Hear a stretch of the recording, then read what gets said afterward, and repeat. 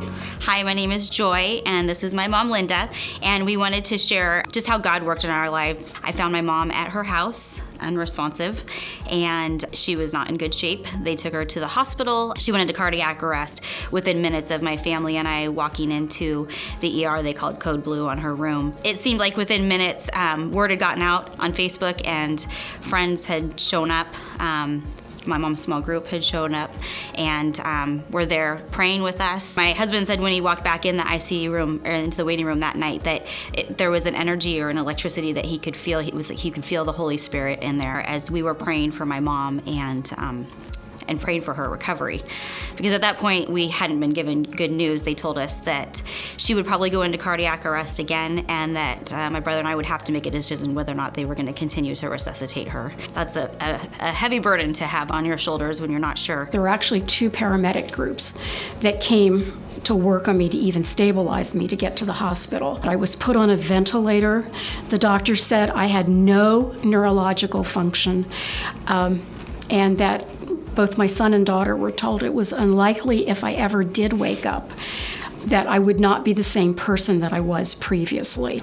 The head nurse walked in, introduced herself, and the next words out of her mouth were, "You are a miracle." One doctor stepped out of the room and was in the hallway, and one of my friends heard him say, "This is fascinating. It's just fascinating."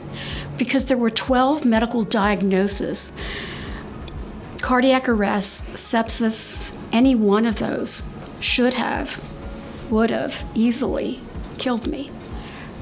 But God in His mercy saved me. My faith has been strengthened to know that whatever happens in the future, God is sovereign, and God's hand, for whatever reason, was on our family that night.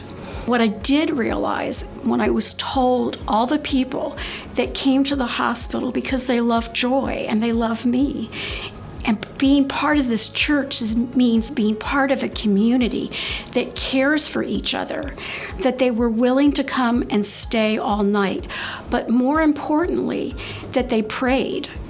And the hospital actually allowed them to go into the emergency room, lay hands on me, and pray. And I understand I looked more dead than alive, but they actually put their faith in action.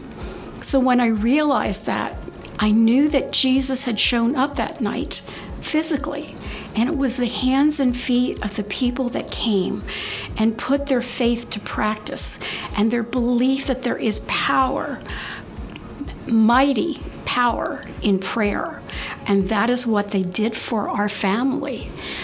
This is Cassie Pilkey. She is the oldest of my 6 grandchildren. This Mother's Day really does show that all the effort and everything is so worthwhile when you have a family like I have. And I thank God for them.